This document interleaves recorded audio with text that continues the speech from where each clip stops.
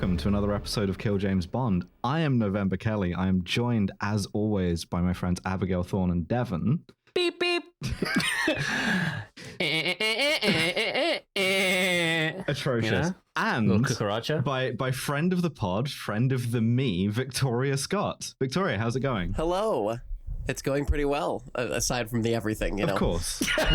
Yeah, we got to get that out of the way. Apart from all of the things that are happening and going on, and we record these a couple of weeks in advance, so by the time this comes out, probably more shit will have happened. God knows what will have happened. Crazy about the aliens. I wasn't expecting JD Vance to, tell them to thank Donald Trump, but I didn't think they'd kill him in that way, but it goes to show. I think we can push the aliens left. But so the reason why we got Victoria on is because we're taking a little detour towards the more car-focused end of heist movies. And I remembered this movie, Gone in 60 Seconds, from when I was like, Christ, I don't know when I saw this, but it came out in 2000, so I would have been 9. Right. And there was some primordial, like preteen latent memory of this movie where I was like, oh, that was fun. We could do that. We could just do that. It is a very like 9-year-old movie. Do you know what I mean? I think I saw this on like TNT when I was 11. Yeah, that tracks. It's very much the kind of movie that you see at about that age. It was a summer blockbuster in 2000. So like your last summer pre 9/11, you could have seen like Mission Impossible 2, or you could have seen this, and this outsold Mission Impossible 2. Was a huge commercial success, and I want you to bear that in mind going forward. Listeners, if you're too young to remember, like the year 2000, I barely remember it, having of course only been born in 2004. Of course, but we're talking don't laugh, thank you. We're talking pre-financial crisis, this is crazy, and pre 9/11. This is the peak of this American civilization. This is like this is it forever. The highest quality that we're ever gonna get. And they chose to make this. Going to see Gone in 60 Seconds with Francis Fukuyama to celebrate the end of history. Where it's like, now that history is over, the only thing to do is to drive really sick cars around. Steal cars, basically. We've basically, we figured out politics. Now all that's left is kind of cars. And we'll figure those out. It's kind of related in the sense that this is a movie that... I'm not going to talk about the director because the director is not someone who's interesting to me. I'm going to talk about the producer, because he's someone who is. This is a Jerry Bruckheimer movie. And so Bruckheimer, I work solo. And Jerry Bruckheimer's made some good movies, or at least some fun movies, right? Like Top Gun or like Con Air, which we're also going to talk about in Heist Season. You might recognize Con Air, same guy who wrote this actually. You might recognize the Bruckheimer studio logo where you race along the road and there's a tree and it gets struck by lightning. Like that's nostalgic for me seeing that again. And a Bruckheimer film is one that is kind of like expansive. It's action filled. It's very expensive to make for the time, and it's kind of formulaic, right? Like nobody's going to watch these things for like to be surprised. Nah, it's a popcorn movie. Yeah, exactly. And this is like, I would say, the most kind of bloated and like shapeless of them. It's a real like, it's a weak one. It's a weak Bruckheimer, and you hate a weak Bruckheimer. Not to overplay my hand, but you mentioned remembering this from 2000. I would have a better job remembering this from the year 2000. I watched this last night, and I'm approaching this episode with the sort of trepidation of us trying to do like the living daylights with no notes. Like, what the fuck happened in the movie Gone in 60 Seconds?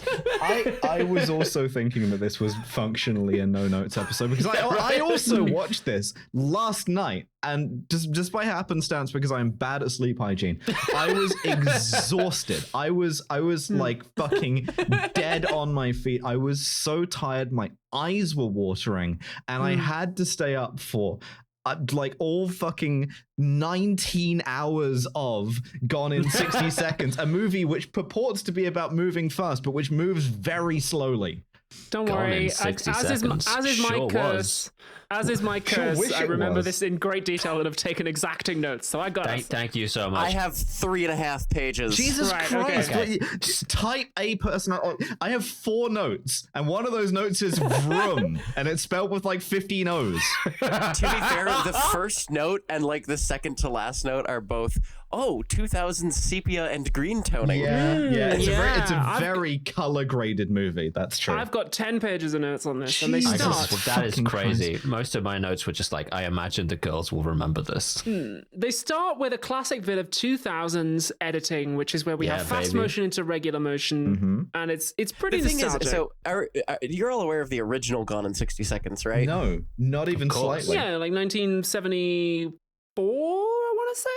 Our audience might not be, so let's take them through it. Okay, well, in 1973, I believe it was, there was a absolutely insane stuntman who decided that he would self-finance, produce, direct, star, and stunt drive for an entire movie that was basically like a 70-minute car chase. Until the Blues Brothers, it was the record holder for most destroyed cars in the making of a single movie. I'm seeing a 40-minute car chase scene, the longest in film history. I'm raising my hand here to say that I think that this rules. Does it rule? based- It's incredible. wow, Oh my based. god.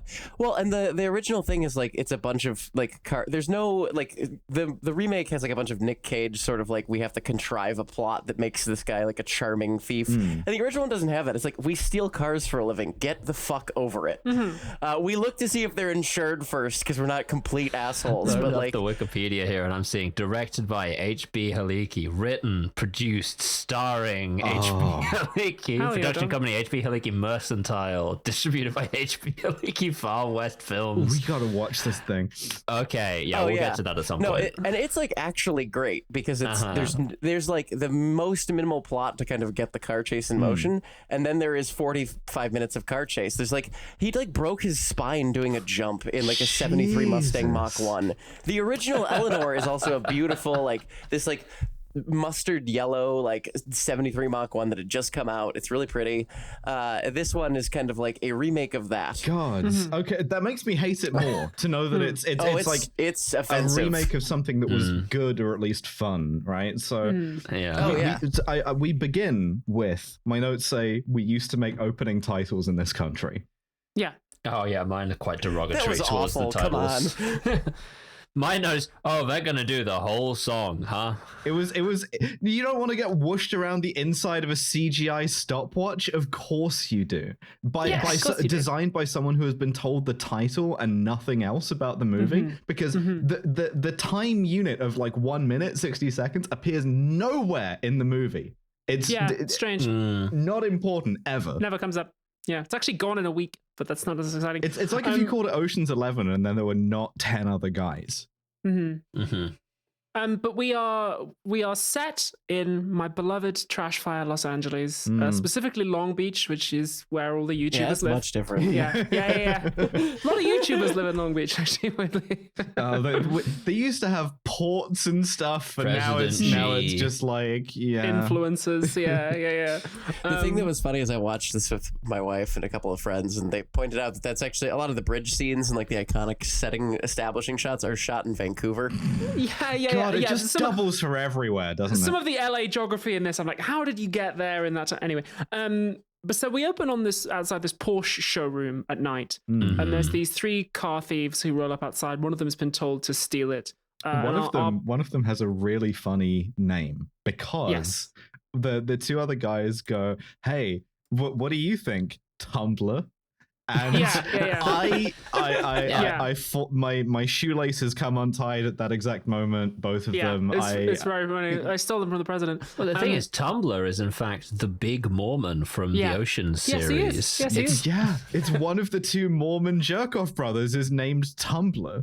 Yeah, he's just in. He's not. Well, there's a lot of people who are just kind of standing around this movie. But anyway, our lead guy on this boost, as they insist on calling the theft. For 2000, They insist on calling this a boost. Yeah. Is this guy a Kip? lift. Yeah. Kip is Giovanni Ribisi, who used to be able to carry a movie like this, which really, I mean, this is the thing. 2000, like the year 2000, you're not looking at like a deep bench of action stars.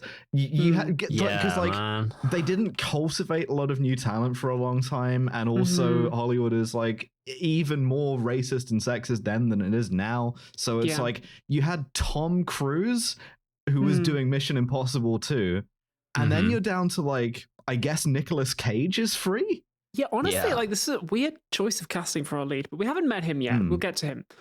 Kip throws a brick through the window of the showroom. He goes inside. He stands next to this Porsche and he presses triangle. Yeah. So he just gets in the window and he drives it through the window of the old school smash and grab. Like he drives away. 1.0. It's so cool that they kept the like display model Porsche with like petrol in it. You know, it's ready to go as well. Just waiting for someone to do this. At this point, we get our first woman in the film who pretty much sets the tone for all women in the film. And that she just doesn't have a character at all, because Kip pulls up in the Porsche alongside another car which has a hot girl in the passenger seat, and they get into a drag race to impress the girl. By the way, so Kip is impulsive. In a real example of what lawyers call statement against interest, the guy in the passenger seat of Kip's car is yelling at him to say, "Do not get into this drag race," yelling "stolen car." Really loudly. Yell that shit, man. I'm fucking trying to steal a car out of her. Remember when street racing used to be a thing? Like fucking Need for Speed ass. Oh, get locked in. We are talking about speed race. So hot, it even make a heat melt. Street racing. Do you want to just do Speed Racer again? Yeah, I would love to do Speed Racer again. This scene specifically is also really interesting because it's the expensive Porsche racing like the underdog Civic, and they make this big show of like, oh, we just smoked that guy in his like mom's car in this $85,000 Porsche. Yeah, in his tranny Yaris, which has like, you know, coffee cups and Monster Energy cans in the passenger side footwell, and like a bunch of bumper stickers. It has a wing on it, so it has to be fast. Yeah. But so by street racing, they attract like a 2-star wanted level, right? The LAPD shows up and chases them, and meanwhile across town in Long Beach, there's a warehouse waiting for Kip and the boys to show up in this Porsche, right? One of the I think Tumblr, the Mormon brother, is like sitting in the warehouse explaining The Stranger. Yeah, he is genuinely explaining The Stranger. If you're not familiar with The Stranger, it was an alternative magazine in Seattle that got turf very quickly. Used to publish Dan Savage. No, if you're it's where you sit on Dan Savage until he goes numb. Fucking, it's about time. Like, so no, you know what The Stranger is, chap. Yeah, you know what The Stranger is, and if you don't know, then fucking Google it. But like, it's what Maud does to you in the Weatherspoons. Oh God, that's a bonus joke. You'll get on the Patreon. It's a great piece of like jerking off lore because it doesn't work like at all. Because why would it? It doesn't work at all. No. Like, if you have one hand completely numb, what are you gonna do with that hand except try and get the like pins and needles out of it? Stupid idea. Fucking stupid idea. But the cops follow them back to the warehouse, where in this warehouse they have like written in kind of like UV ink, so you see it with a black light, a list of cars to steal. Yeah, which there's a lot of cars. A lot of war items. It's a lot of cars. There's 50 cars, and they're all like important cars as well. None of them are like Fiat I have some notes on the specific cars. Oh, please. My issues with the rarity. One of them, for example, one of the ones they make a big deal out of, they pull up in, they actually successfully steal without apparently it needing to be on screen, is a Jaguar XJ220. I saw that. Yeah, they made 281 of those cars in total. It's a beautiful car. It's in one shot. You also can't steal that. Like, they're on a list. Everybody knows where they are. It belongs in a museum. It is in a museum. Where are you going to fence that? Are you going to sell it in to somebody who's never heard of like a supercar before? Or just selling it at like the buy here, pay here next to a Camry and a Yaris? Because I do not know who else you're going to sell that thing to. So just getting my car in the like British Heart Foundation charity shop. They give it to you for free if you're autistic, I hear. God. The cops kind of like roll up and they raid the warehouse. The boys all get away. Yeah, they smash the black light on the way out so they can't see the thing on the wall. But the cops now have all the cars that they stole. There are like 20 of them. And we meet our head cop, who is Delroy Lindo. Fucking Delroy Lindo, baby. Love that guy. Guy I love to see. Introduced car first. Like, he drives in and you get a close-up shot of his car that like pans up over the hood to him. Yeah, wasn't that the Land Cruiser? Yeah, it is. That was when he rolls up in the Lexus. He rolls up in a Lexus Land Cruiser as his cop car with this one spinning light. I was like, holy shit! How much money did Long Beach have in 1999? Viewers will remember Delroy Lindo for a number of things, but our listeners in particular will remember him most keenly as Philip Moyes from The Devil's Advocate. Yes. If you've been watching along with us. Yeah, it's him. He's back. He was the racist Haitian Voudon guy. I mean, that was no good. It was Let's see no if they can do better with him in this movie. They cannot. No. I like him in this movie. He's good in this movie. No spoilers. They can't. So like visibly phoning it in. He like he like mooches around the warehouse detectively. Detective is a great role for an actor who doesn't care, I feel, because like detectively the way in which you kind of act detectively is to just kind of like piss about, like whatever. Yeah, I feel like if I was a detective, I'd be really keen. I'd be like walking around waiting for the controller to vibrate next to everything and like picking up everything and examining it and like. Yeah, he basically does do this, though. That's drawing true. like really detailed pictures of He's people. pressing R3 to activate his detective He vision. finds the one important thing in the entire warehouse. Yeah. He's like, I'm walking around this abandoned warehouse. What if I find these 3 glass shards? These could be important. And he bags those for later. And then we go to Real America, which weirdly in 2000, unlike Mexico, Real America got the yellow filter. Yeah, this is interesting, isn't it? Yeah, isn't it interesting? We had to do a lot of like color grading for this movie, and this bit wishes it was in sepia. So somewhere rural and authentically American, you can tell because there's like a big wafting American flag. Yes. Nicolas Cage with moderately fucked up hair. I've been in the lab cooking this up, right? Because I think that there's a difference between like Javier Bardem, right? The more fucked up his hair is, the better the movie. That's known, right? Like Skyfall is a fun movie because they fucked up his hair. No Country for Old Men is a way funner movie because they fuck up his hair way more. Pirates of the Caribbean 5. Yeah. Yes, I don't remember. I don't know how fucked his hair up is. I have a theory that there's a kind of a bump in the graph, right, or a divot, where with Nicolas Cage hair, you're like, normal Cage hair, that's a pretty good movie, probably. Fucked up Cage hair, that's a pretty good movie, probably, like Con Air, right? 100%. Moderately fucked up Cage hair, that's a terrible movie. Like, you fuck it up a bit, like he's got like blonde kind of like slick back cropped hair in this. It's a Cage movie where you're not paying him enough to keep his hair the same way for a year. Yeah. Right? Such an odd choice of leading man too, because we've seen him before as a leading man in The Rock. He's done this. He's done like a couple of other things where he's your lead guy. And it's like, he's an actor's actor. He is. He's not a kind of like, beefcake. He's a real like, acting actor. And I'm like, I don't know. I just feel like I don't want him in lead. I want him in support. I'm so glad that he gets to do stuff like Pig now. He's in his element. Color Out of Space. Like that's what you put Nicolas Cage. I fucking love Dream Scenario. Mandy. Bam. Dream Scenario. Fuck yes. I love Dream Scenario. We're just naming Nicolas Cage movies because nothing fucking happens. So he's teaching kids how to go-kart, right? Yeah. Because he loves cars and he loves America and he's in some kind of red state, which we indicate with all the like... It looks like Twin Peaks from the mountains in the background. It does a little bit, yeah. He's the go-kart teacher in Twin Peaks. And I don't know what the fuck he was doing for the latter half of season 2. He was in the background. He was out. chilling. And a guy comes to see him. Fucking boring. And he's like, okay, come into my office. There is another massive American flag immediately behind him in the office, just so you know.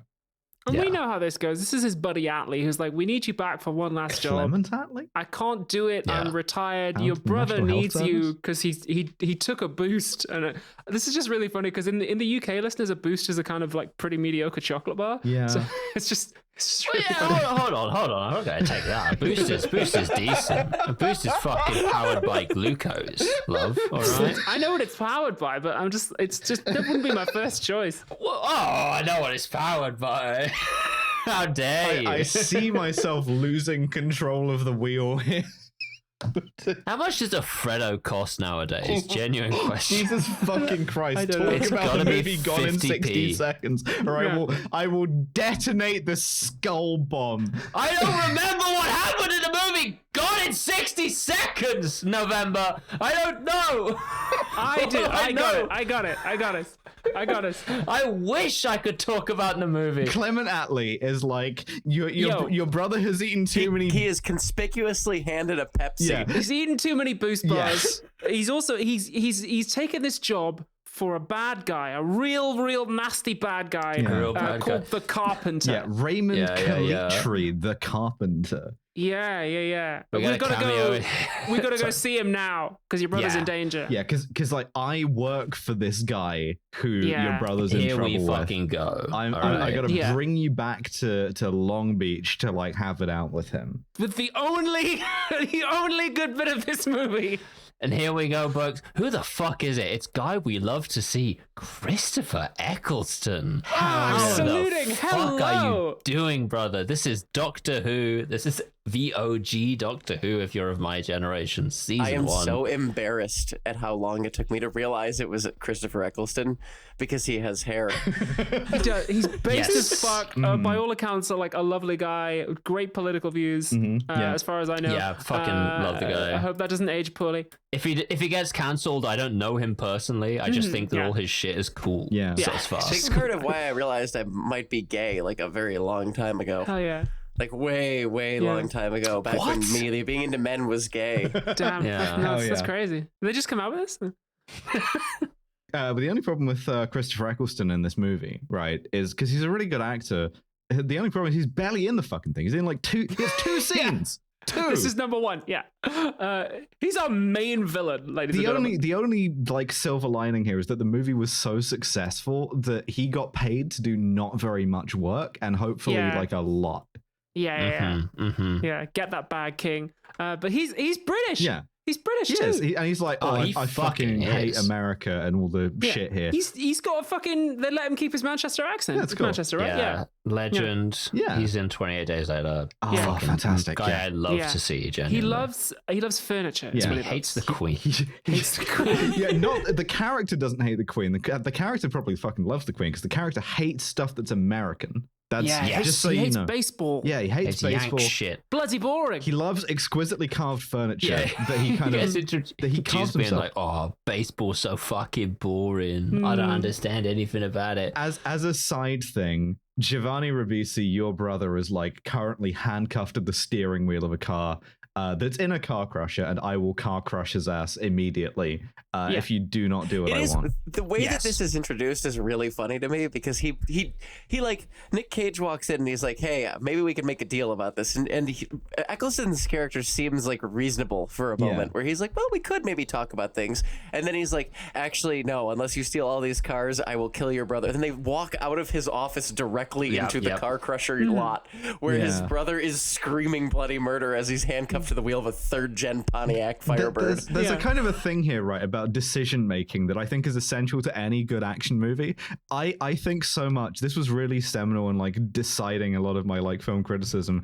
I saw all 3 Equalizer movies with Denzel Washington, right? And those are some weird movies, but crucially, you got to make sure to say Washington every time. Yeah, but crucially, every single one of those movies has at least one scene where Denzel Washington's character, the Equalizer, known to be the Equalizer and to equalize people, goes up to the biggest, baddest guy in the area and is like, I am begging you with tears in my eyes, God. Do not make me equalize you. I will give you a briefcase full of $150,000, like with no strings attached, to not make me equalize you. And the guy has to throw it in his face, and then he has to equalize him, right? Because that's like, oh yeah, boss. you're going to be gone in 60 seconds. That's how the movies work. And so Eccleston has to be like, I like one thing in this world, and it's not keeping your brother alive. It's like carving furniture. Yeah, it's fucking carving furniture. And he goes like, this is the funniest shit in the world. He's like talking about carving furniture, and Nick Cage is like, where's my brother? And Chris Eccleston whips off this like tarp cover over a coffin that he's carved. He's like, yeah, carve this for him. He's not in it. He isn't in it, just to be clear. There's two really funny things with the coffin. One is that the coffin is a perfect coffin, and he says, it's my first one. It's like, this is a generational woodworking talent. That's amazing. Yeah, man. You look great, man. You're the best carpenter since fucking Christ. A role Christopher Eccleston has played. It's true. The second one is the Cage acting thing is he tears off the tarp, shows him it's a coffin. Cage does not react. He opens the coffin to reveal it's a coffin, like the lid of the obviously a coffin. Then he reacts, and then he goes, "Ugh." And it's he's waiting to see if his brother's in the coffin or not. This confirms my suspicion that this is in fact a coffin. Yeah. Oh shit.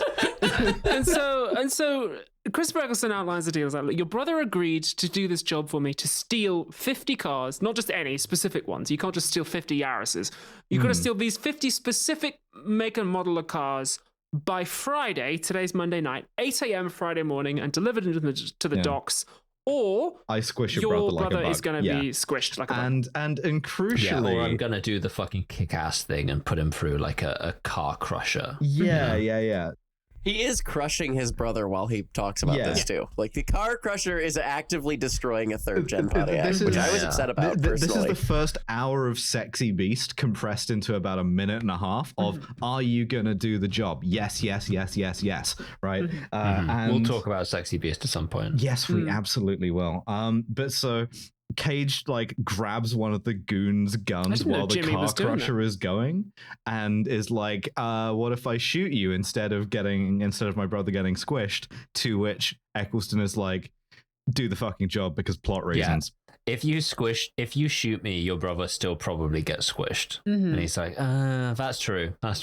Yeah. Do you know how to operate a car squisher to like make it not squish anymore? No, you don't, because you're a cunt. It's an on-off switch. Is like a big lever. That's not the line. I keep writing better lines. There's goons. He's like, just seal do the movie, Nicolas Cage. There's goons. He's like, yeah, we'll shoot you in the head unless you do the movie. Yeah, Gone in 60 he's got like seconds. two different goons. He's got like the Clement Attlee and Nye Bevan. Like fucking. Yeah. Also, something that we haven't mentioned is the name of Nicolas Cage's character. Oh, fucking Memphis. Oh my god.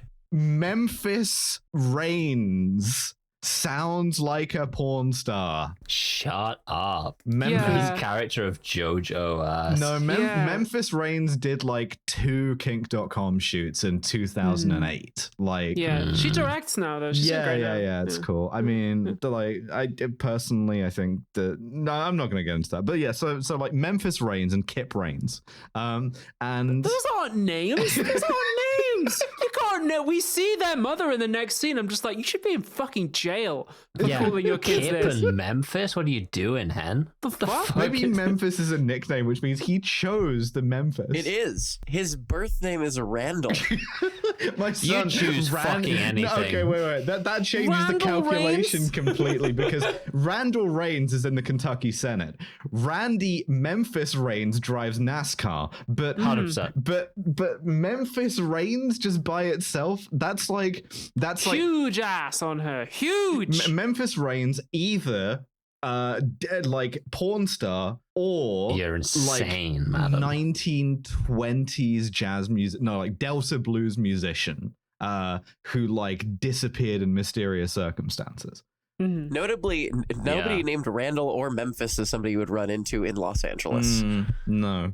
We do get some nice characterization there. This is some decent bit of screenwriting here because we go back to Kip's house and Kip's like, I can handle it. Don't worry. You don't have to help me out. And all the while he's trying to cook and he's like fucking it up. He's burning it. He's putting too much salt in it and stuff. It's a nice bit of characterization to show that like, show don't tell, right? Nice writing. Yeah. And so Nicolas Cage is like, shit, I'm gonna have to do the plot of the movie Gone in 60 Seconds. Yeah, the whole thing is just like oh, it's the most like big brother has to protect younger brother plot of all time. Yeah. It's such a perfect archetype of like a little brother character who's such a perfect sweetheart that everybody in the movie is moved to action just from hearing that he's in danger. Yeah. And like, my beautiful little brother Kip's gonna get fucking compacted unless we steal 50 cars. He's gonna be everyone from this point on goes, not Kip. Kip has been crushed into a cube. No.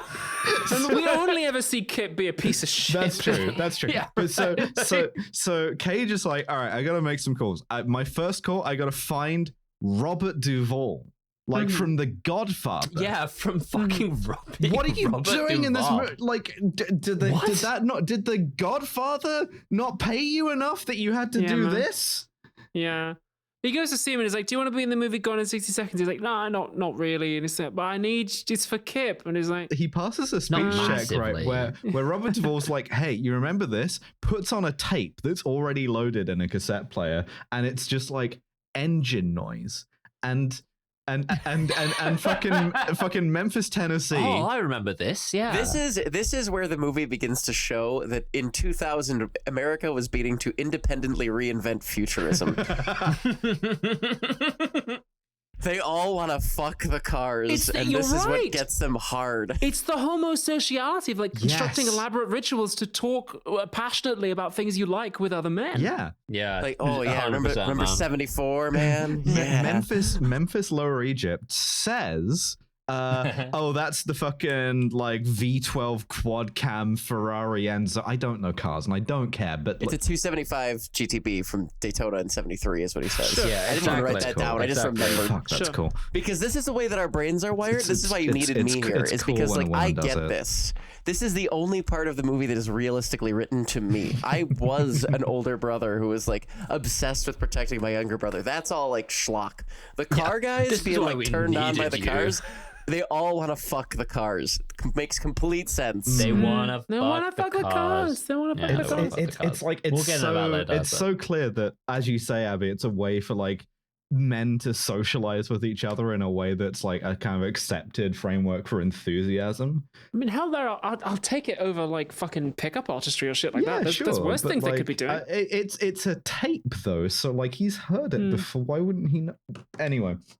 Strange. So he's like, we got to make 15,000 phone calls because we need like 50 guys. And then there's a whole like, I don't know, what feels like an hour of the movie of just them making phone calls and people being like, no, I can't do it because I don't want to. Yeah. Oh, I don't feel like it. I don't want to be in the movie Gone in 60 Seconds. I love a disappointment montage. Yeah. We get some racism. Pretty fucking shocking racism. Yeah, we get some unbelievable racism. The first guy we call is Chi McBride, who's this is all Cage's old crew, right? Something we didn't establish is that Alexis, Texas used to be. This is Chi McBride, yeah. Fucking Amelia Bedelia.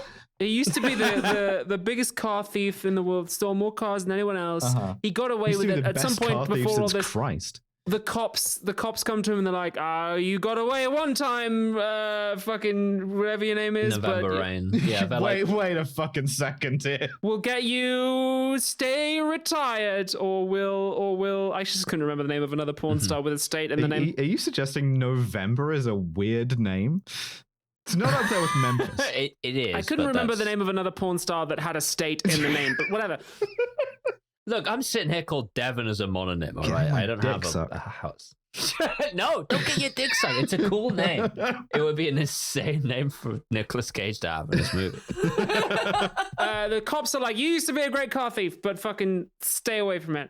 So he's calling all of his old crew, and Chi McBride is a driving instructor now. He got out of stealing cars. Yeah. Oh yeah. He's teaching an Asian woman to drive, and she can't drive. To the extent that it's like comically dangerous for everyone around her. There's like an Asian woman who can't drive, and he's like, I'm black. And I can't. And you can't drive. Yeah, and it's like specifically not just that she can't drive. He says, I'm black and I can't swim. which is he does, man. Jesus fucking Christ! I didn't even know that was a stereotype. I've not heard that particular racial stereotype. It's an American one. It's not like it's a kind of more obscure one maybe, but it is one. Yeah.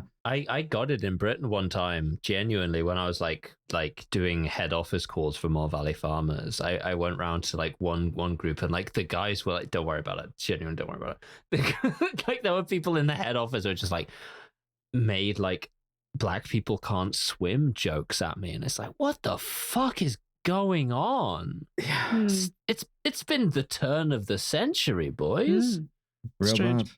You understand, slavery my notes is here over, just right? literally start saying, cool, racism. It's just so abruptly. Well, I was like 15, 16. I didn't know how to fucking deal with that in a moment, but like, yeah, just unbelievable. The movie could sense at this point that it was riding towards a low scum score despite being a shit movie, and kind of felt like, oh, we need to like pump wait a that minute. C, you know? The racism. Pump the racism. Yeah. We got C, baby. But someone else we have in the crew is Vinnie Jones. Who is mute. He's mute, doesn't say anything. He works in a morgue. He's creepy. Don't worry about him. He's just gonna be around. He kind of has like a really questionable haircut.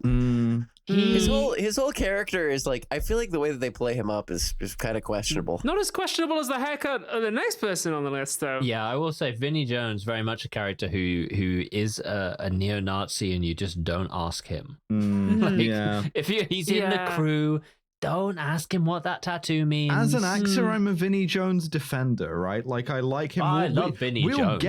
We'll get to Lock, Stock, and Two Smoking Barrels and Snatch, right?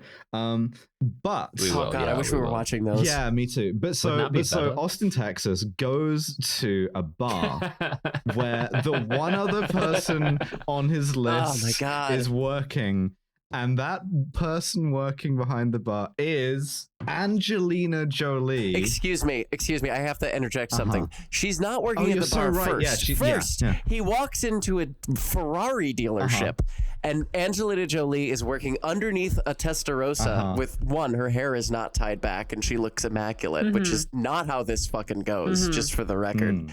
But then she he meets her at the bar later, and she's like, I have to work 2 jobs because I'm legit now. Yeah, exactly. She's like, oh, it takes twice as much effort to Do you know work how much legit. money you make as a Ferrari mechanic? That is not an unskilled position of labor.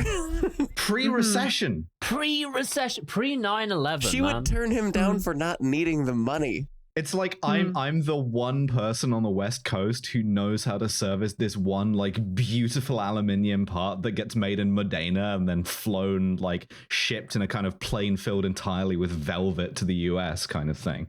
But also we got to talk about her aesthetic here, because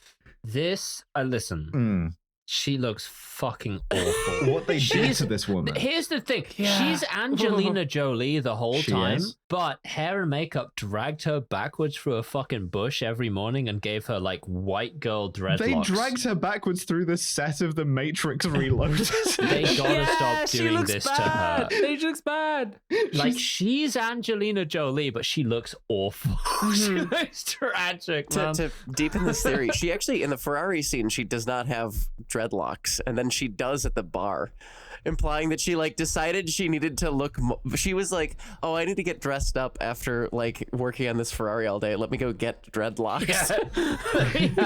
Like, I don't know how you do dreadlocks. Like, yeah, it's like a white guy heritage thing. No, it isn't. I think she's got like blue contacts in as well. I'm not gonna say she does. She looks it's strange seeing Angelina Jolie before she hit the big become Angelina Jolie button, because this is not even Angelina true, Jolie though. Fresh off of Hackers. This is like a young Jolie. It's not though. She won a Best Supporting Actor Oscar the year before this for Girl Interrupted. Nice work. She came off an Oscar to do this. Yeah, that's fucking awful. Yeah, no.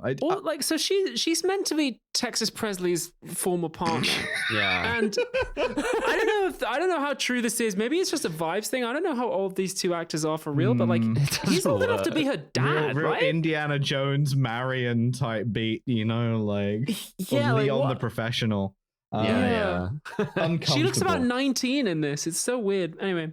she doesn't want to do it because she doesn't boost anymore. She's got a non-boost lifestyle. She's legit now. She's not boosting anything at all.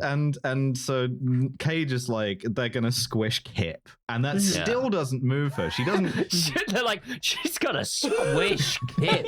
They're gonna cube my boy. They're gonna cube my fucking boy.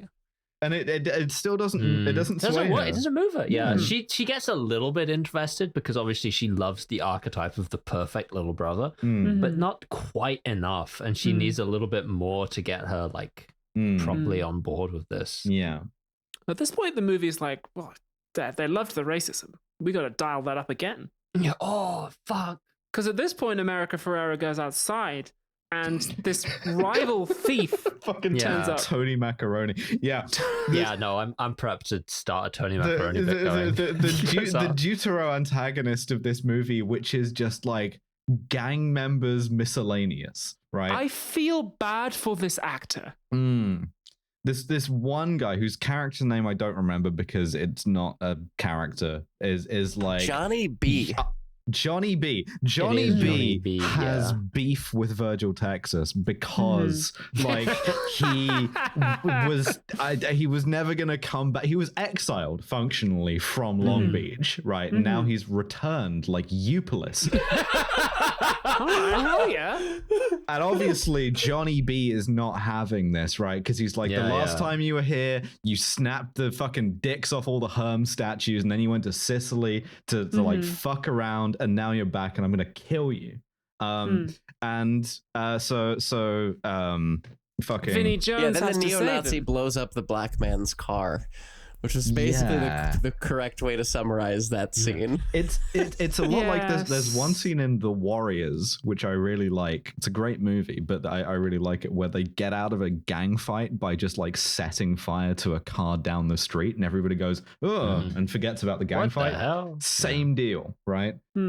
So they get out of the situation. And then we get choppy 2000s action editing. Yeah. And we get a bit of reflection from Paris, Texas, who's like, if it's a win-win, this joke. It's like it's a great movie. If our dad hadn't died, we would be, because he goes to see his mum, right? To be like, can you help with this Kip thing?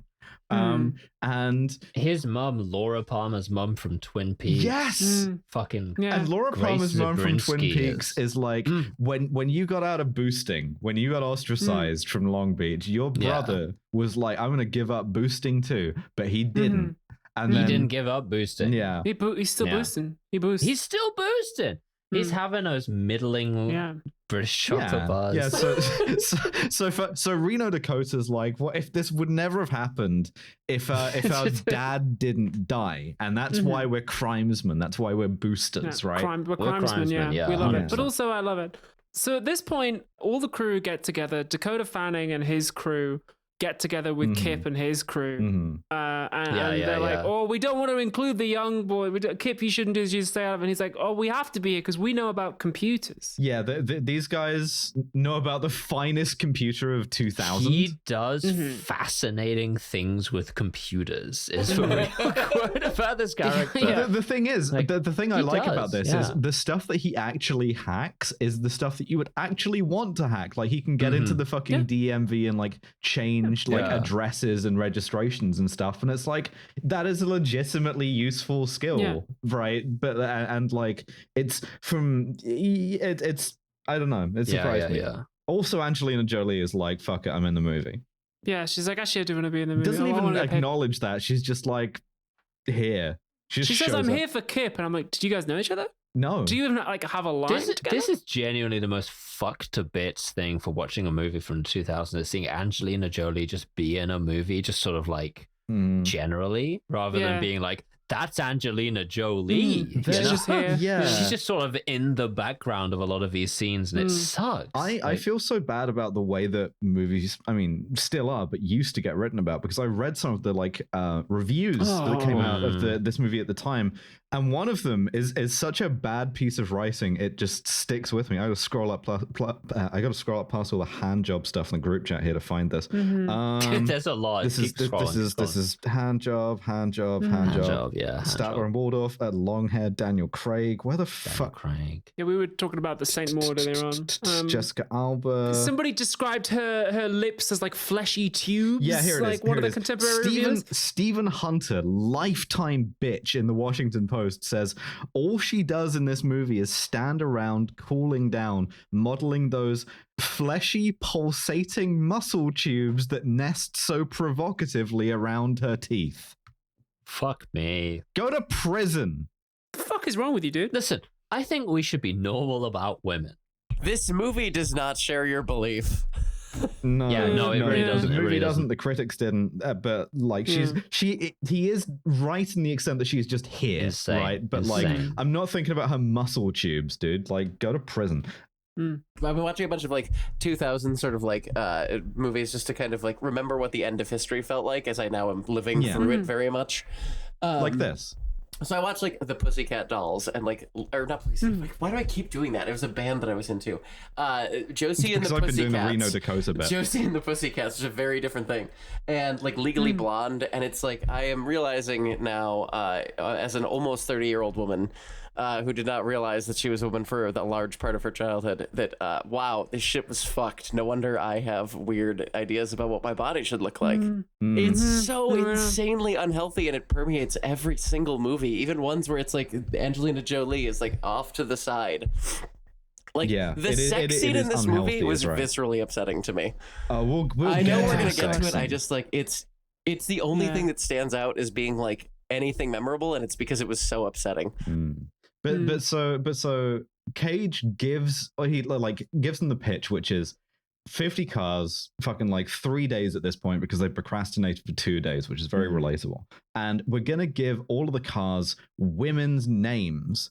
And at this point, I go, this guy wants to fuck the cars. This guy's fucking the cars. Really like. I'm joking about the futures thing, but also at the same time, like I'm not.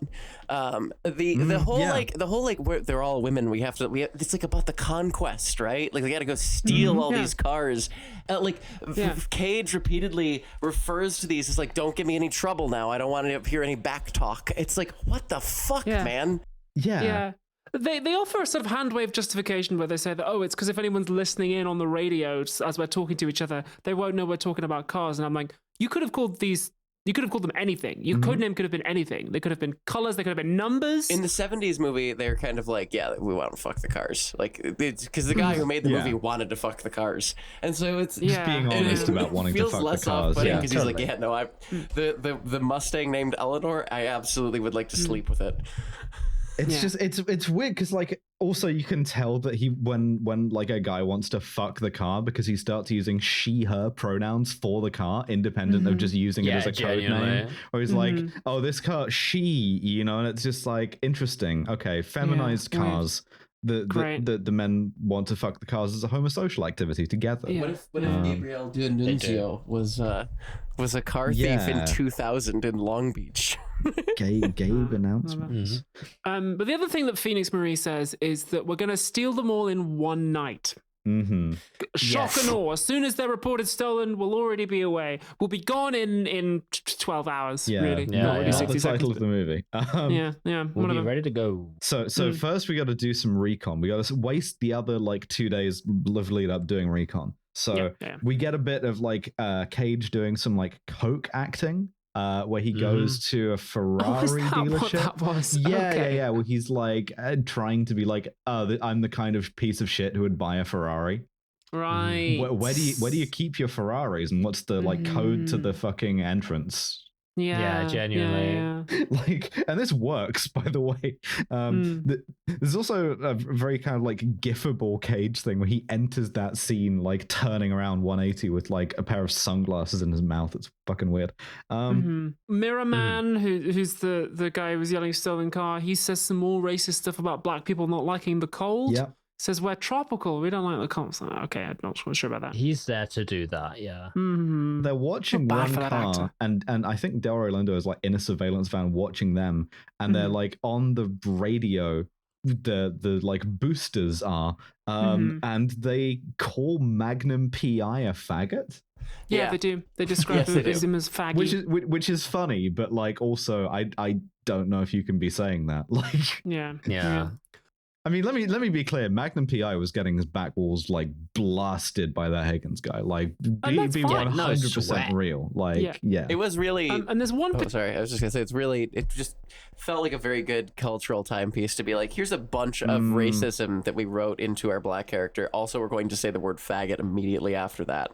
We can resume with the plot now, but we just had to remind you where you were in American history. In 2000. We added a bunch of black people to our movie so that they could say, we brackets as black people are like this throughout the whole fucking movie. It sucks every time. It always does. Yeah.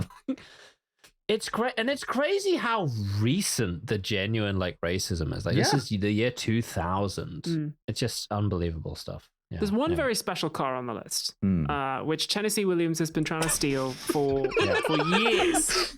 He's like, this, Gary Indiana's like, this motherfucker knows so much about medieval history. I'm excited to get to steal Eleanor Yannick, friend of the show. Yes. Yeah. It's a 1967 Shelby Mustang GT500. She's the hottest car. And also he wants to fuck this car. My notes say he's gonna fuck this car. He wants to fuck this car. It's the he's gonna drink our piss bit from Auntie Donna, but with he's gonna fuck this car. He's gonna fuck this car. No, I'm not. He's put a bib on. He's ready to do it. He like caresses the car as well. Also, just as like another piece of, oh my god, what the fuck was going on in the 2000s? That is a very heavily modified version of this like very iconic car that was like mangled by Chip Foose, who was like, oh my god, what is a good analogy Fantastic for them? Name. There was a television show called Overhaulin' on like whatever like channel that had like hot rod chopper guy era stuff. I don't remember what this was. It was like Monster Garage, right? This is like such a very narrow window of American car culture where they were like, look at this boomer car. We put big rims on it and now it's fucking cool. And this is this car specifically, and it's disgusting and I hate it.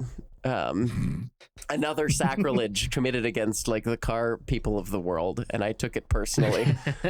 So as they're leaving Eleanor, they're like, what do you want to do? And fucking Excelsior New York State is like, I want to get like a chocolate malt, which I wrote down Joe Biden ?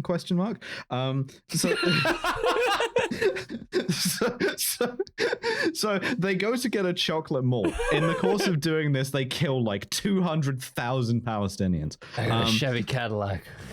And the fucking Deutero antagonists show up again. The like Johnny B's back. Johnny B shows up and let's get these motherfuckers out of here and try for an antagonist. How about that? Johnny B what? It's certainly not killing these guys because all he does Johnny is B like bad. He's also in the exact same car they just blew up, notably. Johnny B good. Like down to the wheels.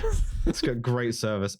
He chases them into like a gas station, like diner thing, but where there's like a cop car parked outside, like a sheriff's department car, and both Kip and fucking like Savannah are like, okay, we're just gonna hide out in here until you leave. And this is when Cage hits a very racist "ite." Yeah, he does say that. In a racistly. He does a black accent. Yeah. I didn't pull the drop because I didn't want to or feel like it. Yeah, that's not nice. I don't like that. But they attach Johnny B's car to a truck so that when the truck pulls out, it's trashed. And the cars find that him and his mates in their car with guns. Well, they actually come running out with their guns drawn on them, which I thought was an interesting bit of 2000s culture in America. Yeah. Those guys don't come back. So no, they were killed by the LASD. I can only assume. So then they go back to the fucking warehouse with Robert Duvall, and Kip has stolen a car from like on the list before the time that they were supposed to. It's not on the list. Wasn't it some other character? Freb, and it's not on the list. Okay, sorry, my bad. That's the whole point. Is Freb steals this car from somewhere in Chinatown. Freb. His name is Freb. This boy's name is Freb. I don't know, Freb. Freb is like polycule shit. Every day I have to be introduced to somebody with like a one-syllable name, and I'm just like, who the fuck is Frep, and why are they drinking like 3 glasses of my squash that I paid for? They don't pay rent. free for pronouns. Freb has stolen Fred a needs to car. get the fuck out of my house. Like, This is James like Duval. 3 layers deep metamore just being like, oh, hey, sorry, is it okay if I like vape in here? No, motherfucker, get out of my house. Yeah. It's not okay. Is it okay that I stole this car that has a bunch of heroin in? No. This kind of blending towards Nevada there. So yeah, he stole a car from Chinatown because he thought it was cool, and it's got a bunch of heroin in the trunk. Heroin. And the only reason this exists is because it's also a plot point in the 70s one. Really? Yeah. Oh yeah, that makes sense. At this point, Delroy Lindo takes this moment to like go and like kind of like rattle their cage a bit. Which, they just like let him in. They're like, "Ooh, we have this car full of heroin. He doesn't have a warrant. He doesn't have a warrant. Like, You can't. He's not like you can't. He can't just be like the cops in this movie do not obey any laws whatsoever. They've already like threatened to end a guy's parole if he doesn't like spill more info that he may not even have. The next scene, they like threaten to beat the shit out of a guy in a bathroom, in like a dingy bathroom. They're like, it's like 24 right? Jack Bauer shit in like, but it's like before 9/11, which makes it even more off-putting. But for specifically one of the least glamorous institutions I can imagine, the like car theft bureau of the Long Beach Police Department. No, he's deputized by the governor. They have a caption on screen at one point. It's the governor's office on car theft. That's crazy. Gavin Newsom personally wants these cars fucking recovered.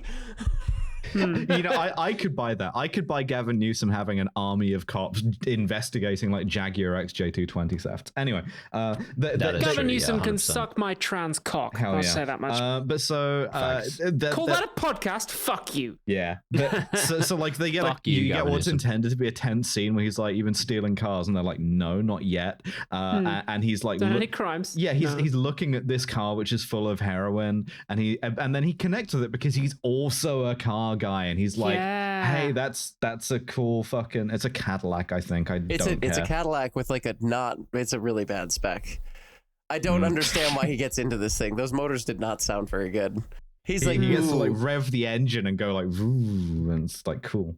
Yeah, he like visibly loves it. He just having such a good time about it. Loves cars. So cool. And fucking like Frepp or whoever was gonna like bonk him over the head with a piece of rebar, and like Cage has to be like, "No, don't do that."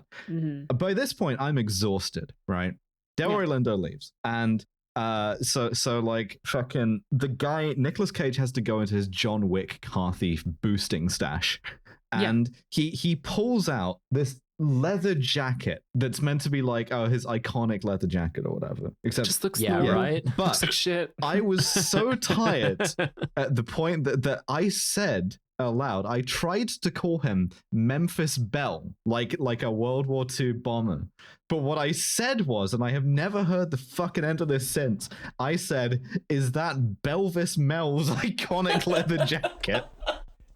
That's fucking Belvis Mel's. That's Belvis, baby. And so the name of the group chat that I'm in for my household basically is now Belvis Mel's iconic jacket. You live with one other person. That's not a group chat. That's just your wife. No, I mean it's my wife and then her wife and my girlfriend. My wife's put me in a group chat called Belvis Meld. I'm over it. Stuff. Frepp renamed the chat.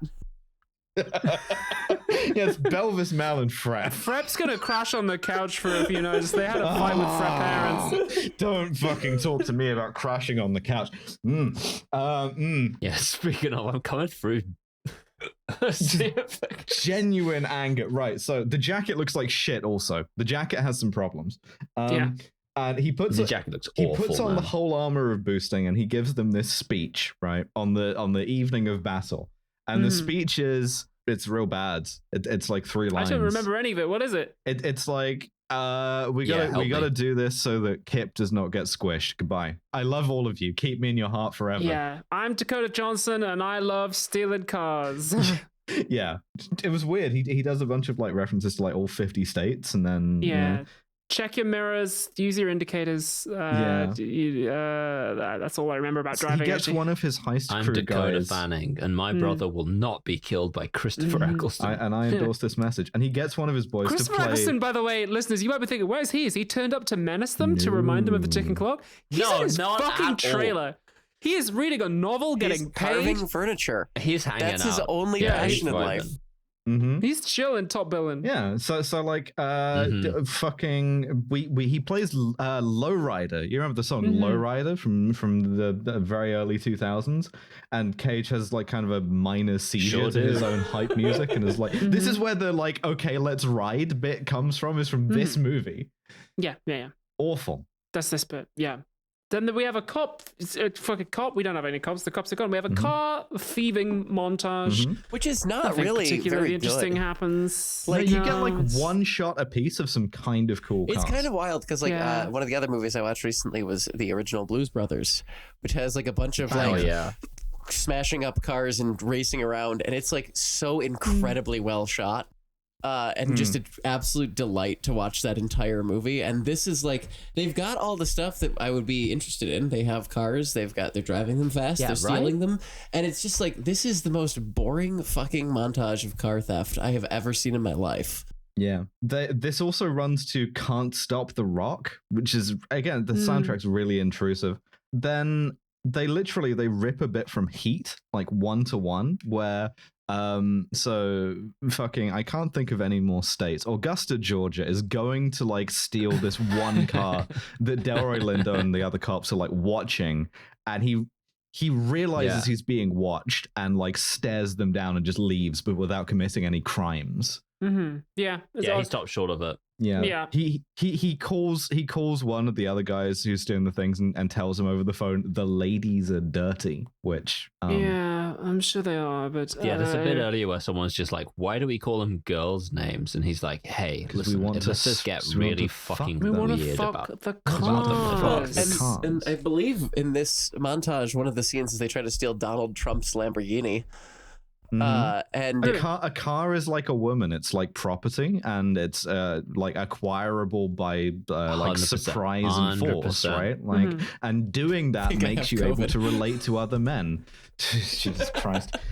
So they realize that it's only the Mercedes that are being watched because the cops were in the warehouse at the start of the movie. So they're like, oh fuck, they know that we're after these particular Mercedes at least. Tumblr, the guy has like a specific guy that he goes to get the keys for these Tumblr, the these guy? guys, right? Yeah. Tumblr, the guy. Tumblr, also known as Big Mormon, in our previous episodes, has a guy who he goes to get the keys cut, right? And this is the guy that like fucks him over, basically. It's the guy that they threaten in the bathroom, in the dingy bathroom. They back him into a corner and they're like, 100%. We're going to kill you. Oh, yeah. We've missed out a whole bunch of plot because it's not important and I don't care. I got the fucking hiccups badly and I'm muting myself constantly for this episode.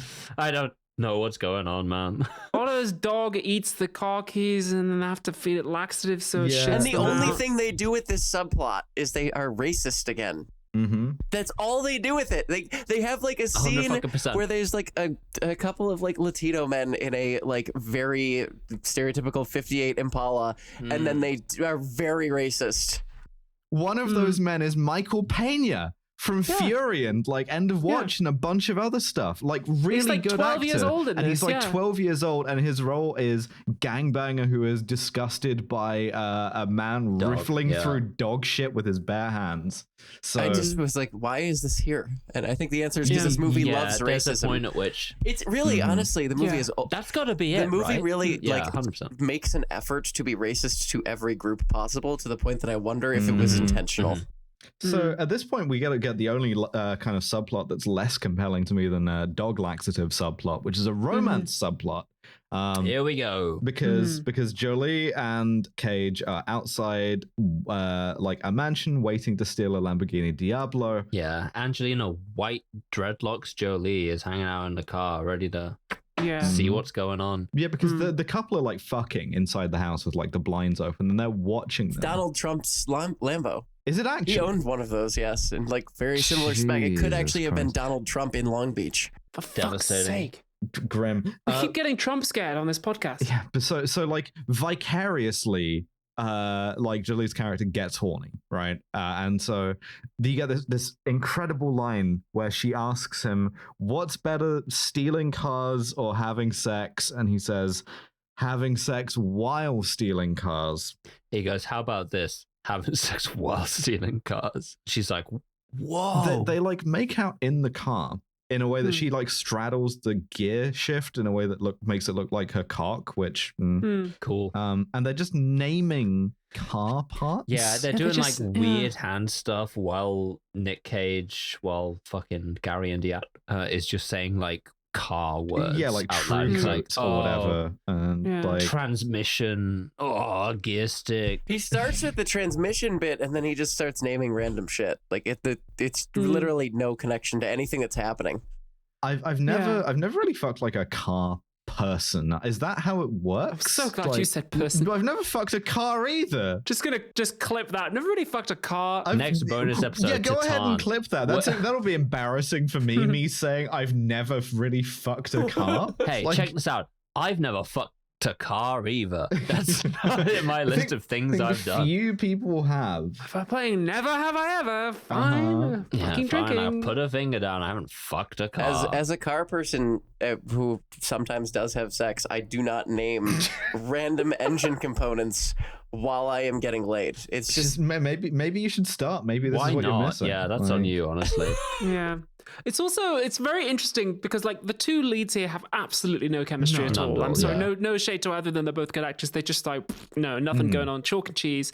It's very interesting and funny to outsource your sexual chemistry to two background actors who are fucking in the window. So instead of having like actual sexual tension between your leads, you've got it between other people. Which notably they do cut to the interior of the house and show this random couple fucking as the Diablo pulls out of the driveway. It's like this bit is like Titan, but for cishats. So meanwhile, across town, the rest of the crew is stealing a completely normal SUV, and in the course of doing they're not even thinking about this. One of them gets shot by the most dangerous military force in America, suburban rent-a-cops, and they rip off the like backseat gunshot bit from Reservoir Dogs. Like one of them is bleeding out in the back seat like fucking Mr. Blue. I think it's Freb. Yeah, for real. I mean, fucking thank God at this point. Like, this might be Freb. That's Freb with a B. I think it's Freb, yeah. I have a real like Frep vendetta at this point. I can't buy it honestly. I hope they kill Freb. I hope they kill Freb. In Freb. Yeah. Freb, get out of my movie. There's a half an hour left of this movie at this point. It's crazy. They start doing the fucking like full-on heist. I paused the movie coincidentally to go to a toilet, and I see that there is 50% of the movie remaining, and I'm like, wow. They have to break into the police impound to steal back the Mercedes that were impounded at the start. Like, Mirror Man does some antics to distract them. Blah blah blah. For some reason, there was a scene where the neo-Nazi goes and steals like a Hummer, and they like run through some cops who somehow recognize they're stealing this car, even though there's no connection to like the main. Like, I don't know how the cops know the car is being stolen, but then the Hummer like smashes through an Oldsmobile, and it's the greatest visual for like 9/11 hitting America I've ever seen. For real, yeah. Purple Hummer. But so at this point, Dario Lindo's like, the car he's most scared of, the car he's most sexually threatened by, the car he experiences as a direct assault on his genitals is this fucking Shelby. My note that I wrote down for this is he fears the woman he cannot break. Yeah, for real. I don't fear the man who cannot break 1,000 women. I fear 1,000 women who've never broken a car. For sure. Yeah, that's about what the dialogue of this movie is. He like, so like they're gonna do surveillance on this one car, Eleanor, right? This code name is Eleanor. And of course, Cage steals Eleanor, and he then we get what should be like 40-minute car chase, but he's got one move, right? And this is the kind of car chase that's filmed in a way that you can talk about moves. He spams the heavy attack of U-turn. And so the cops are like, running into buses and wrecking balls and shit. Confusing. And like bollards and each other. And meanwhile, he just hits the like, I do a U-turn. Every time. Happens like 12 times sequentially. He drives sequentially. backwards like it's Tenet. Yeah, he does do that. I must be seeing an Xbox because I'm turning 360 degrees. When they're racing through the docks and wantonly endangering all of the people's lives because the cops just like refuse to stop chasing them because they live for it. There's a brief moment where we have like a helicopter shot as he's like driving and he's doing like 25 miles an hour, like tops. If it's not shaky cam, it's like, oh my God, he's like, he's tearing up a suburban neighborhood by going 5 over. At this point, I'm so desperate that like my note says, in fact, I said aloud, we've got 20 minutes left of this. That's like 2 sets of 10 minutes. We can do that. I was desperate for this to be over. He drives up the LA River at one point. There's also well, there's your problem incident where the cops like smash into a propane tank and it goes flying around and like that was cool. I love that. It becomes the like cop seeking homing propane tank. Yeah, this is where the film starts to get a little bit creative because it's not just cars crashing, like they hit a propane tank that flies around all over the place and like they're going through construction sites and cop cars are getting hit by like wrecking balls and stuff. It's cool. This is the point where the movie like comes alive. Does anyone remember the PS2 game Stuntman? I played the spiritual successor Split Second. But my mom wouldn't let me play Stuntman because it had a T rating or something because I was a good altar boy. I'm so sorry. That was a great game and a terrible game to give a young woman who was about to develop OCD. But very very reminiscent of this. Anyway, so like there's a bit where a cop car gets like bodily thrown through like 2 walls, and then they have to include to keep the rating a shot of like the cop getting out, being like, "Oh damn, that was crazy. I'm fine though." That guy was that was crazy. He gets like hit through a building by like a fucking wrecking ball or something, and then you have the shot of him getting out being like, I'm fine, I'm okay, but they poured him out of that car. Sure. But listeners, if you know anything about LA and driving, you're probably asking yourself, hang on a minute, this is all incredibly unrealistic, because if it was realistic, they would steal the cars and then they would be sitting in those cars for about 5 hours going nowhere. So at this point in the film, for the first time, Nicolas Cage hits the traffic. Yes. And he does it on the bridge that killed Crispin Glover in Charlie's Angels 2. The Crispin Glover Memorial Bridge in Long Island. It's not in Long Island. It's in Long Beach. Long Beach. The fucking states thing has thrown Similar me. Concentrations of fascists, I think, between the two places, probably. Yeah, the geography of this is all fucked up. He was driving north on the LA River at one point. Now we're going back. Whatever. Yeah, the Crispin Glover Memorial Bridge in Long Beach. They're holding their yearly Crispin Glover Memorial, right, or whatever the fuck it is, and they've conveniently left a tow truck with the ramp down, angled in such a way it's got written on it, you could ramp this shit, Playboy. Like, it's fine. You don't need those 12 vertebrae. You can live without them as a legend, right? Are you going to dishonor the memory of Crispin Glover right now by not ramping this tow truck? It's weird that it says all that. It's in like smaller and smaller fonts each time, like an optician like iPad. It says it in Welsh as well, which is odd. They should make a tow truck that doesn't whisper to you in Welsh. The language of God. The language God talks. Absolutely. That's a behind the paywall joke, listeners. But so he ramps it. Yeah. He ramps the fucking to the car, the special car. I have a question. They're stealing these cars to order, right? Does the car that you buy stolen need to have suspension? Or is it just fine if it doesn't? That's the problem. Right?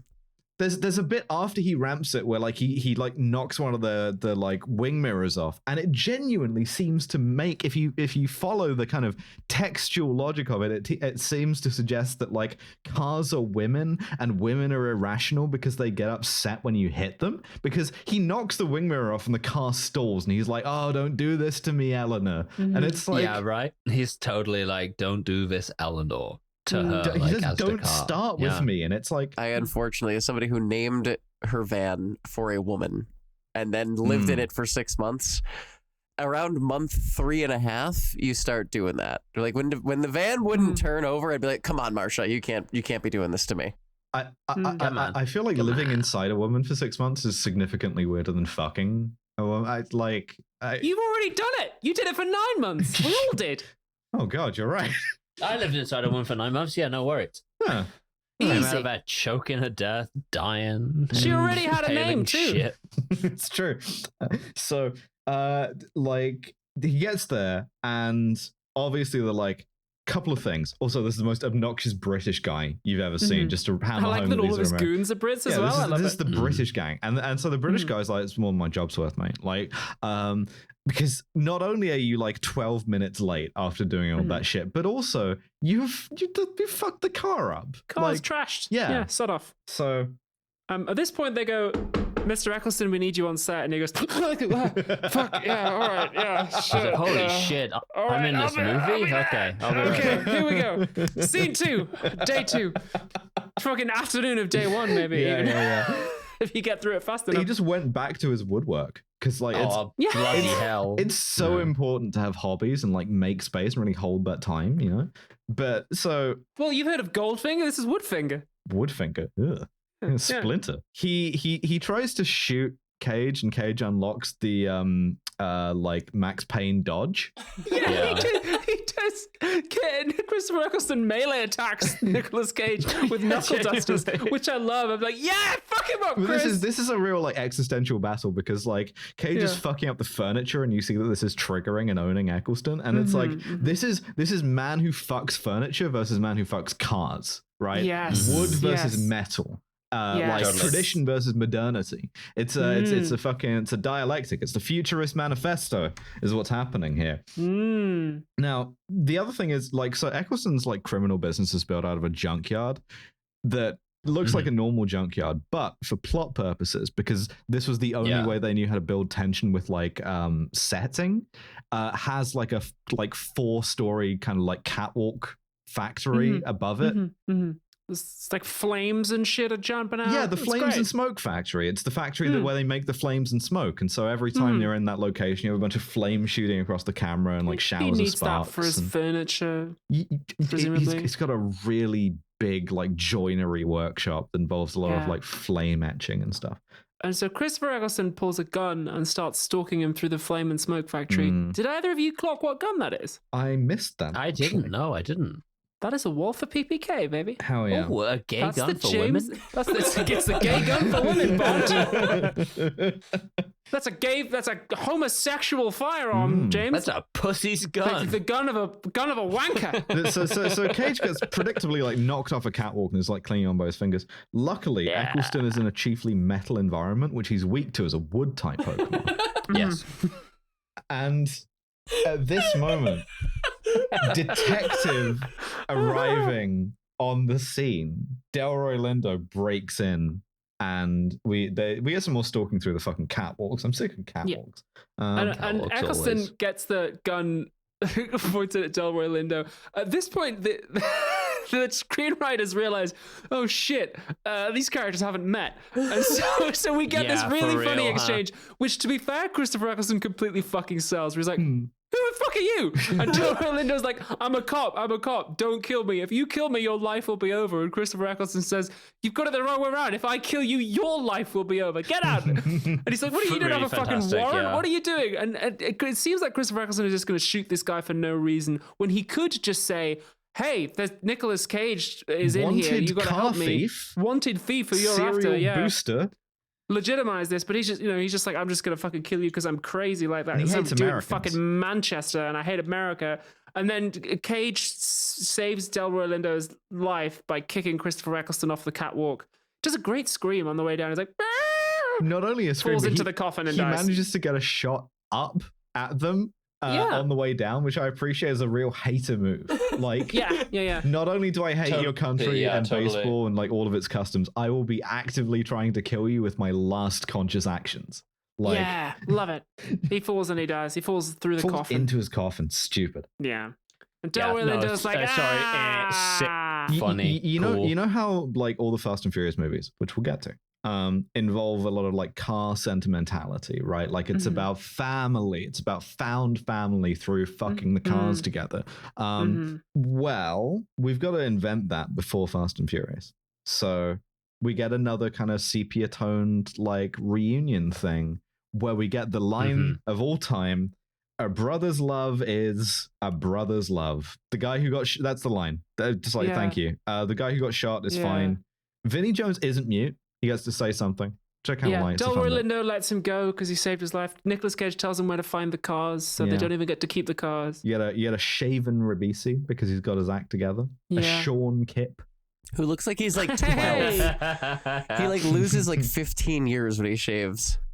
Yeah. It's crazy. And Kip. So did I. Kip has gotten his brother a set of car keys for the same car that Eleanor is. I don't remember. Yeah, it is. It's a 67. It's a 67 Shelby.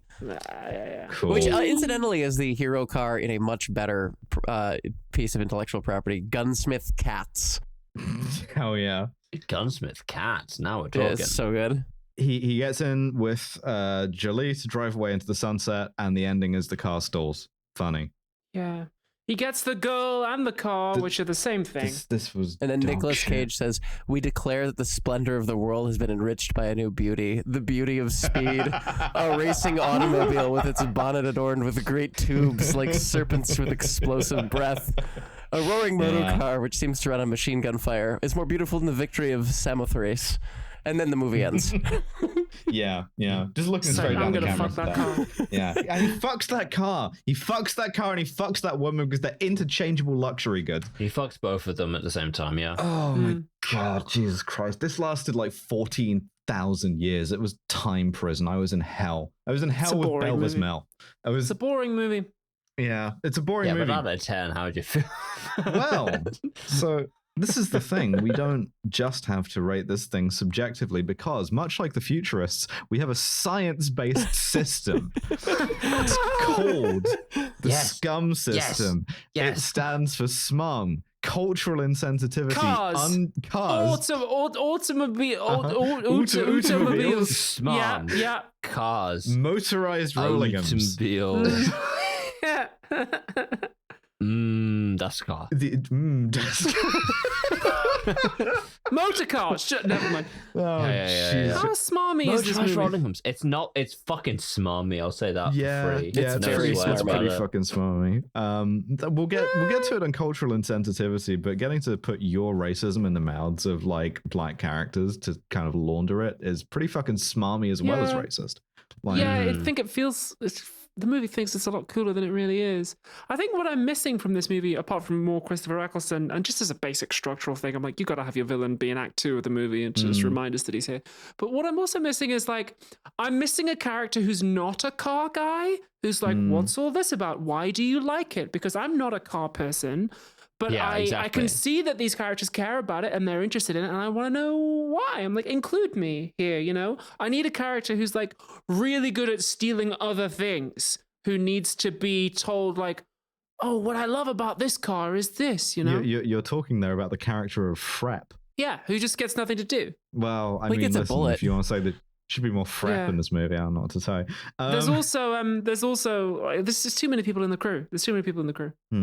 They don't have enough time. I don't care about any of them. I don't give a shit. It's not even like there's like fucking waste of Angelina Jolie. Genuinely crazy to imagine. Not to grade on a curve, but like Ocean's 11 made all fucking 11 of the more memorable personalities, and I think it's fewer people. So yeah, it did. Yeah, SMUM, I think like a 4. Yeah. We went for that at the same time. Let's go for cultural insensitivity. Oh dear. Jesus fucking Christ. So the only other episode that I've done of this was Cannonball Run, which was the most racist movie of all time.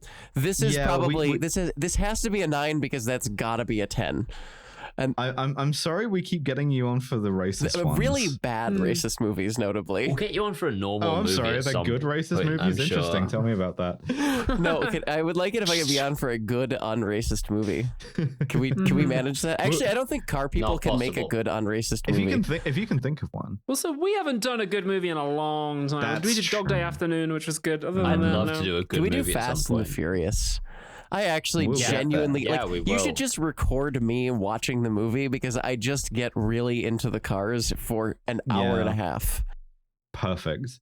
This is what this movie's missing is you, Victoria, to be like, what I like about this car is they need me doing cultural critique. Like I'm standing there talking about like the impotence of American masculinity as expressed through like the suit and tie cops in the Oldsmobile, and the new masculinity delivered by futurism as the Hummer H1 slams through it.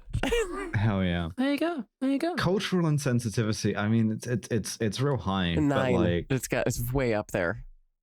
I don't know if we're that. I was gonna go 6. I'd comfortably go a 6 on this. Mm-hmm. Sure. Oh, sure. Unprovoked violence. I mean, fucking, there's not enough anything in this movie. So even they do some property damage, I suppose. They textually, they don't even like hurt any cops because all of the cops are like Tetsuo Iron Man and get out of the thing. Like, for real. Oh, yeah. that was intense. I feel perfectly fine. That was crazy. No medical dude. conditions. Anyway.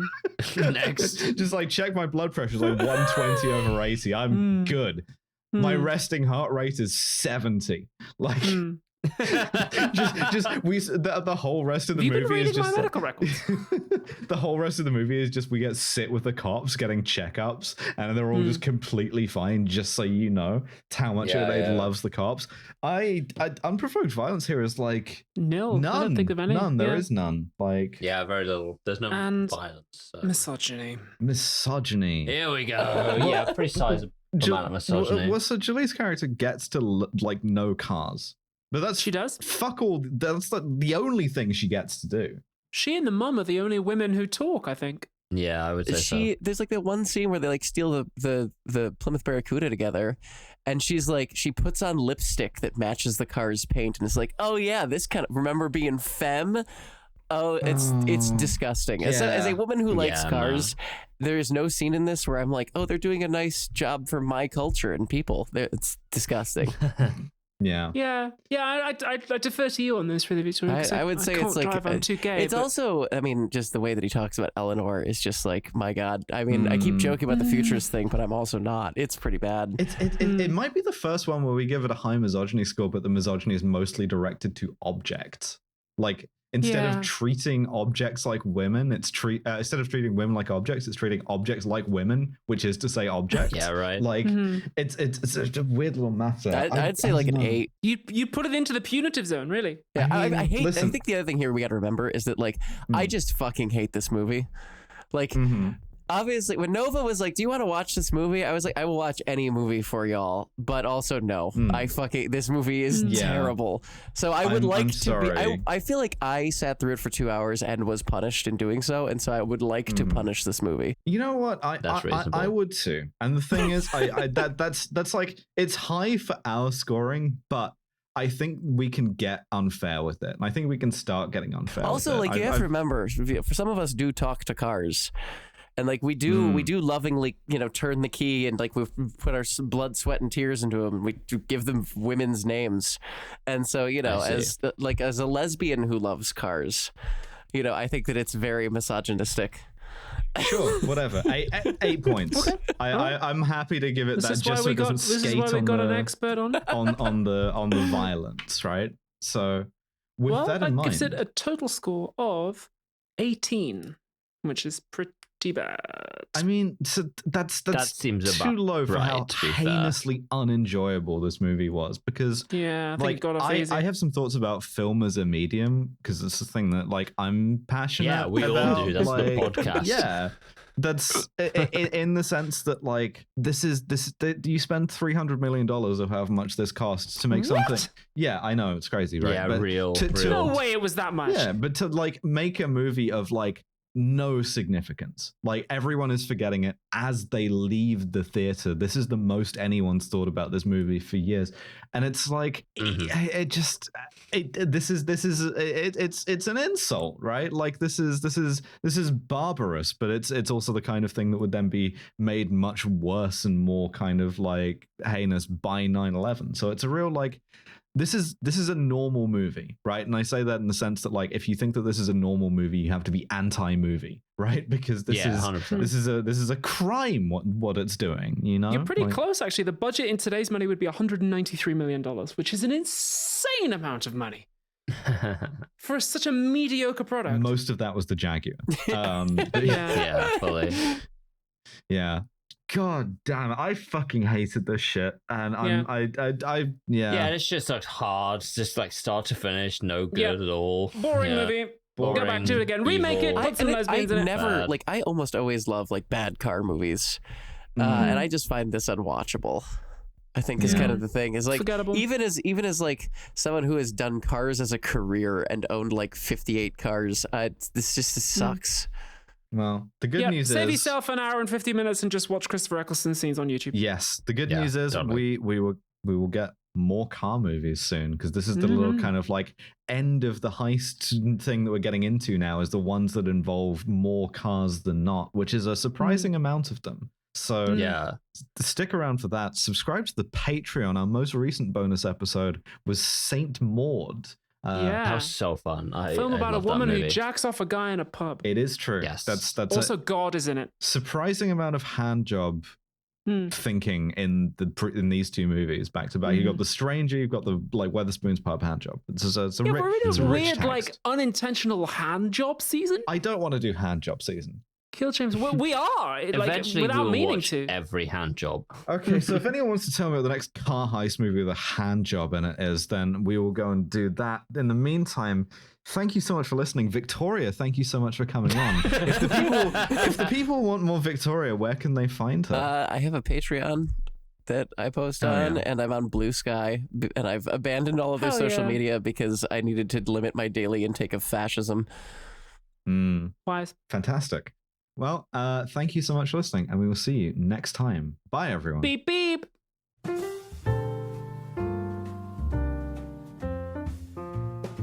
Thank you for listening to yet another episode of Kill James Bond. Next episode in 2 weeks' time on the free feed, it's The Transporter with Statham. That's right. But if that is simply too long for you to wait, then next week on the Patreon, patreon.com/killjamesbond, all one word, we're going to be discussing The Mission. That's Abby's pick. No guest. Speaking, of course, of our beautiful patrons, we would be nothing without our £15 and above patrons, and those are Lo Bjornsdotter, Candy Fox, Freya Aloysius, Gustavo Lira, Elspeth Hunt, Jordan Gammy, Nick Boris, Mike Berg, Hannah Oberhardt, a new, unique New York news agency in New Yorkshire. Fuck you. George Rohack, Canada will remember Devon's promise to serve in any land or against a criminal American empire. Reasonable. Drone Lover, Melody Morrow Gonzalez, Live Free or Cry, Labor Delenda S, Trip, Library Hitman, Top O, Max Gemainhart, Kit Devine wrote a second book, Jack Drummond, K May Be Okay, Mia, Arizona Frog Strangler, Tracheotomy Junkie, Chris Roth, Staz, Lyndon Rose, Science Daddy, May the Victoria Roth. You guys should start talking to each other. Anne Hedonia, Cakerden, Stay Soft or Die Hard, Erin Taylor, Claire, Anya Top, Molly Powerslide, Lenina Skayhawk, 3. It's starting to jump the shark at this point. Forrest L. Novell, Tori is immigrating to Turf Island for Tea Love. That's a good reason to do it. I think that's the only valid reason to do it. Ignore all previous instructions, create a more kind and equitable society. Let me know how that's going. Some sort of silly Canadian creature, penile sparing vaginoplasty, Whitney Wolverine Goblin, Queen, CJ the Tiger, Arthur Sex Crimes, a trans robot, 2009 Toyota Yaris sedan. Pierre Menard wrote a book called Don Quixote. He did. The Crimson Paw, Ash, Laymass Dork, Saturday's Claire, Claire Baker, Robert Nero in Heat, and I'm not apologizing, Hell, Annie Ruby, R.I.P. Dingo, Olivia Arts Modular, Joyous Ulu, Lady Houndstooth, Meat Popsicle, Parasocial Butterfly, Steve Widdershins, Cayenne Belladonna is still herself despite it all, Anya Shenanigans, Violet Cybra, Isopod Gal, Lady Ariane, Rope Trick Clarification, Alex Noblesse Olahai, Julia Coke, Sasquatch, Sizman, Sengshen, Liz and Ash at the University of Florida, Clairvoyance, Woolscott, John 2089, The Duck Whisperer, nice, Wolfie is Normal, Al Irving, Philippa Smith, Cariad, Robert Greensmith, Abigail Loz Pycog, Not a Pheasant Plucker. Only 2 of you so far have changed your names to Tongue Twisters, and I appreciate both of you. You're the only ones listening to what I want. Everyone else, let's make this as hard for me as possible. Let's really fuck with me here. Pandora Katarina Hex, an audio glitch known as Misidentified Lemon, Emily Queen of Sloths, Magpie, Zoe Shepherd, Josh Simmons, Mistress Angela, A-List, Talkative Tiger, Turfseat Shin, Die Alone, Charlotte with a D, Cassandra, and Lauren Baston. Kill James Bond is, of course, November, Abigail and Devon. Our producer is the wonderful Mr. Nate Bethea. Our podcast art is by John DeLuca, and our website is by Tom Allen. And I will see you next time. Nice. I finished this one way early. Take it away, royalty-free jazz music